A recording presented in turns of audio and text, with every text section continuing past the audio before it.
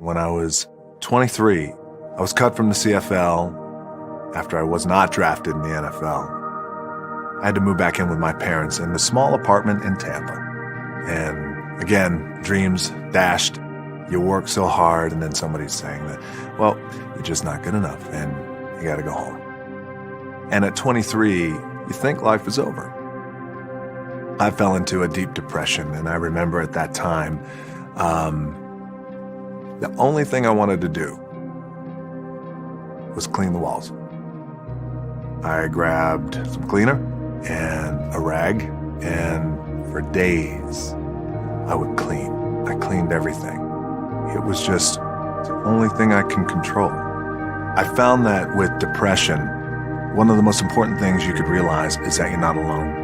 You're not the first to go through it. You're not going to be the last to go through it. And oftentimes it happens. You feel like you're alone, and you feel like it's only you, and you're in your bubble. And I wish I had someone at that time who could just pull me aside and, hey, it's going to be okay. It'll be okay. So I wish I knew that. Just got to remember. Hold on to that fundamental quality of faith.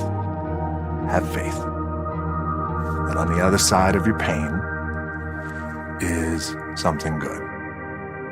After about a month and a half of staying in that little apartment and cleaning, I got a phone call from the head coach of the team who cut me, the head coach of the Calgary Stampeders. He called me and he said, hey, I know we cut you, but I'd like you to come back. I said, okay, I appreciate that, coach. Thank you very much. I'll think about it. And he said, okay, great. I hung up the phone, and my dad said, you're going to do it, right? I said, no, I don't think so.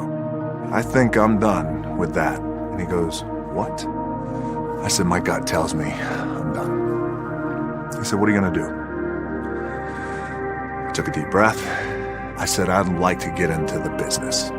He said, what business? I said, the wrestling business. He said, you are throwing it all away. It is the worst mistake you will ever make. He said, you're ruining your career. He said, maybe I'll be no good.